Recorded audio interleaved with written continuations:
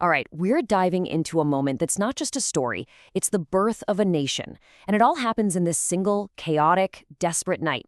We're going to look at the event of the Exodus, but maybe even more importantly, how the memory of that chaos was forged into a set of rules meant to last forever.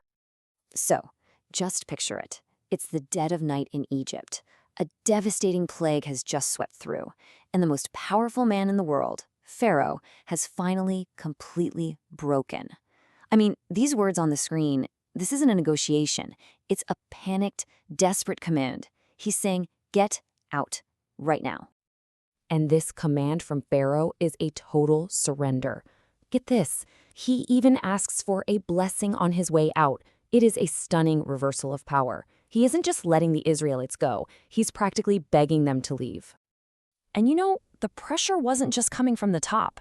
The entire Egyptian population was in a total panic, literally shoving the Israelites out the door. You can feel the sheer terror in their words. We will all die. This was not some orderly departure. It was a frantic expulsion. So, this one command kicks off a mass exodus. What does it actually look like when an entire nation has to pack up and leave in the middle of the night? Well, the details are pretty fascinating. First, let's get some perspective. This moment didn't just come out of nowhere. It was the explosive finale to 430 years of history. The text even makes a point to say it happened to the very day, which frames this chaotic night as this moment of almost cosmic precision. And the scale of this thing is just staggering. The source specifies about 600,000 men on foot. Now think about that.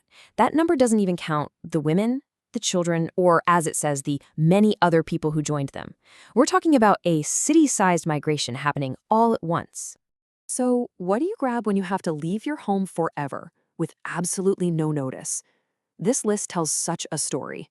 The dough without any yeast, that just screams haste. Carrying kneading troughs wrapped in your clothes, that's desperation. But then you see the articles of silver and gold. The text says they basically plundered the Egyptians.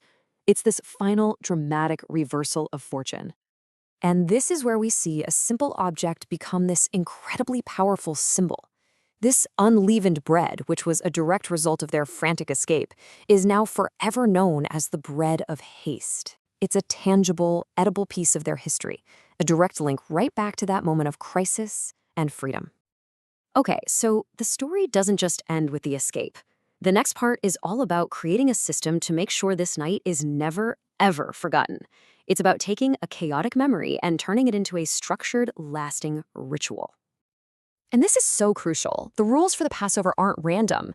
They are a direct reenactment. The text says God kept vigil to bring them out, so for all future generations, the people must also keep vigil. The whole ritual is designed to make them feel the weight of that original night.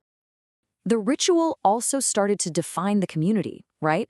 It drew these clear lines about who was in and who was out. But look closely, it's not strictly about who your parents were. A slave or a foreigner could join in, but only if they fully committed to the community's covenant. So this was about a shared commitment, not just your ancestry. And the details of the meal itself are just fascinating. They create this sense of order and wholeness that is a total contrast to the chaos of the actual escape.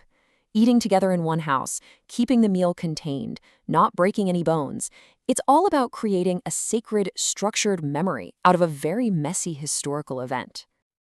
So all of these rules, who could eat, how they had to eat, they were all building toward one single crucial idea.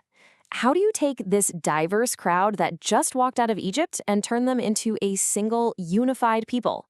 The answer was a shared law. And this right here is the powerful conclusion. For this brand new nation made up of native-born Israelites and all these other people, this was a radical idea. Identity was no longer just about where you came from. It was about the law you all agreed to live under. This one law was meant to bind them all together. So in the end, this text is more than just a great escape story. It's really a blueprint for building a nation. It argues that a shared memory, when you reinforce it with shared rules, can transform a random crowd into a real community. And that kind of leaves us with a final thought. What are the rituals, big or small, that define the communities we belong to today?